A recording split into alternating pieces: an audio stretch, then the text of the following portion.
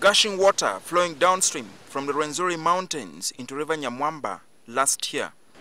Between May 2013 and May 2014, when River Nyamwamba flooded and burst its banks, 6 people died and many others were injured. It also destroyed infrastructure like schools and homes. These huge stones are concrete evidence of the incidents.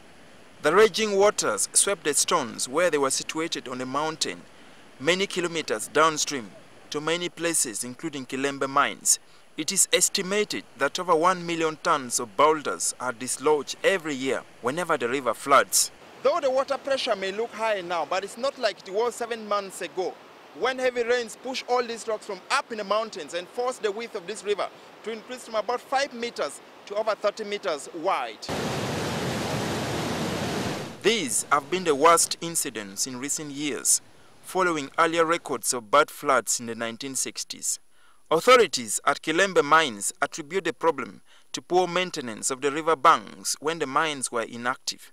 Lack of maintenance from 1982 has caused a lot of problems because the boulders used to be removed and the banks were maintained, and then the retention walls that were built in the 60s mitigated all these floods so that the water would never go to the housing estates or the roads.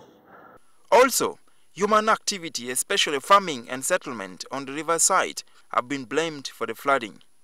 Now, rain that falls up there in the mountains in May, which is usually high, will find no infiltration kind of mechanisms. Apart from these man-made challenges, weather variations leading to unusually high amounts of rainfall have also worked against the river for some time now. At least 6 rivers feed into River Nyamwamba and contribute to overfilling whenever it rains. This is in addition to melting glaciers on Mount Rwenzori.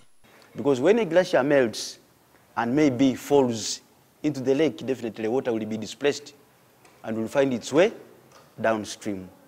The authorities are sensitizing the residents living in the areas around River Nyamwamba and River Mubuku to plant tree species that will ensure riverbank stabilization. The banana plants that you are seeing in the riparian land, we are still continuing sensitizing our community to make sure that that area is left free. So that after demarcating it using the bamboo, then we can plant site-specific trees in this area. For River Mubuku, a water user group in the area has planted bamboo shoots and other tree species near a section of the river that flooded last year. We have tried Guliveria. We have seen it is coming up very well, but it's still being disorganized by the water which is coming from high up in the mountains of Rwenzori. But one challenge the authorities are facing is encouraging people not to farm or settle near the water banks. They say locals have rejected their plan to create a 100 meters buffer zone near the river banks and have only settled for 30 meters. And we don't expect this time people to refuse, because they have seen for themselves what usually happens out of misuse of the river banks. A team from Egypt recently visited the area to map out long-term solutions after they were invited by the government.